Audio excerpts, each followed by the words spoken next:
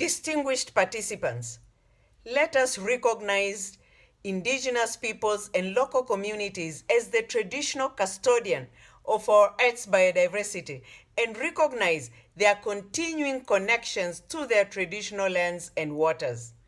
The Territories of Life 2021 report is a significant contribution that adds to the new generation of methodological and analytical reports that contribute crucial information about indigenous peoples and local communities' role in contributing to the goals of the Convention.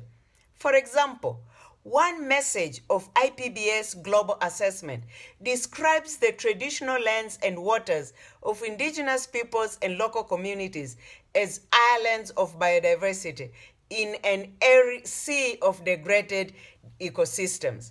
Similarly, the second edition of the Local Biodiversity Outlook complements the fifth edition of the Global Biodiversity Outlook with concrete examples of the interlinkages between culture and nature. At this critical time, the Territories of Life report performs a far-reaching service by showing the efforts of indigenous peoples and local communities in the context of the global panorama, where the international community is negotiating the post-2020 Global Biodiversity Framework. The report includes recommendations and the framework of action to help identify solutions to the environmental crisis.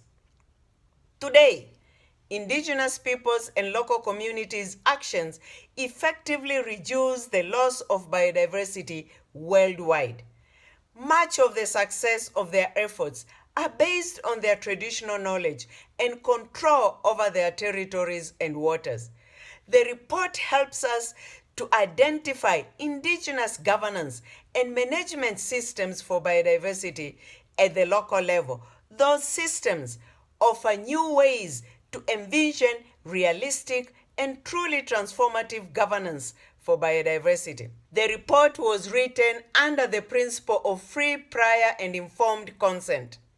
And as we prepare to celebrate the International Day for Biodiversity under the theme of "We are part of the solution," let us focus on two messages that the report aimed to transmit to the international community.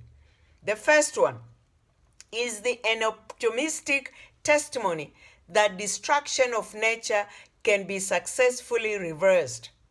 Second message tells us to unleash the power of indigenous peoples and local communities' collective and local actions to assist humanity in achieving our vision of living in harmony with nature by 2050. I would like to congratulate the ICCA Consortium for all the efforts to bring together the report. I want to thank and congratulate the authors and the community leaders. We are listening to your messages. You are part of the solution. Thank you.